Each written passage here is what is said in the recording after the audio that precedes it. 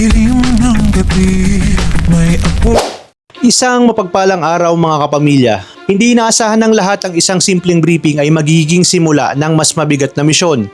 Habang pinangungunahan ni Agent Sam ang pagpupulong, ipinaalam niya sa kanyang mga kasamahan na may isang espesyal na observer na lihim na magmamasid sa kanilang operasyon.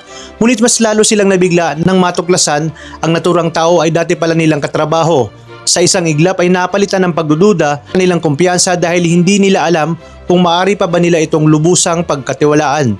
Kasabay nito, isang napakahalagang pag-uusap ang namagitang kina Tatang at Gabo. Muling binalikan ni Tatang ang mga mapapait na karanasan na kanyang pinagdaanan sa loob ng bilangguan. Ayon sa kanya, doon niya nakita ang tunay na pagkakaiba ng mga taong matapang at ang mga taong handang magsakripisyo para sa tama.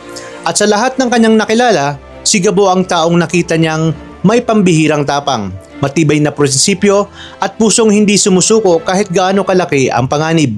Habang unti-unting inilalahad ni Tatang ang kanilang layunin, naglabas naman ng mahigpit na direktiba ang kanilang pinuno. Inatasan ang buong grupo na bantayang mabuti ang bawat kahina-hinalang kilos, agad na ipaalam ang anumang impormasyon na maaring makatulong upang matukoy kung sino ang tunay na kakampi at kung sino ang nagtatago sa likod ng mga kalaban.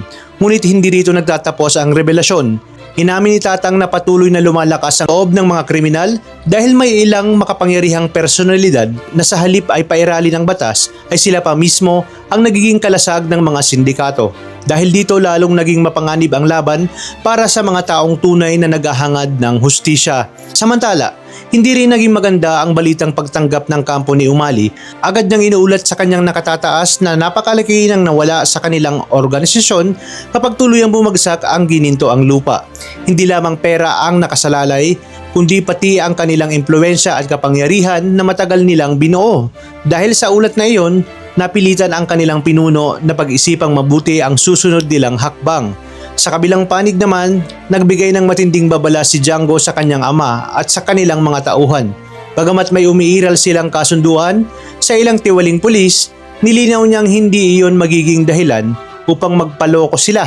Pag may sino mang magtangkang magkanulo sa kanila, handa siyang gumanti at lumaban hanggang sa pinakahuling sandali. Habang papalapit na ang mas malaking laban, yan ang ipinaunawa ni Tatang kung bakit si Gabo ang kanilang pinili. Sila naghahanap ng pinakamalakas pagdating sa pakikipaglaban, kundi ng isang taong hindi kayang bilhin ng salapi. Hindi natitinag ng kapangyarihan at naninindigan para sa tama kahit kapalit pa nito ang sariling buhay. Lahat ng katangiang iyon ay nakita nila kay Gabo.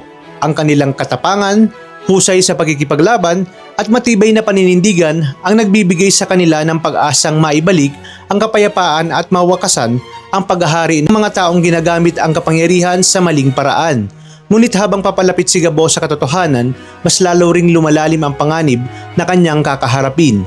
Ang tanong ngayon, sapat na kaya ang kanyang tapang upang harapin ang mga makapangyarihang taong nasa likod ng kaguluhang ito? O isa pa lamang ba ito sa maaring lihim na unti pa lamang na mabubunyag? Sa inyong palagay, ano ang susunod na mangyayari? Magtatagumpay kaya si Gabo sa kanyang misyon o mas lalo pa siyang malalagay sa panganib habang papalapit siya sa katotohanan?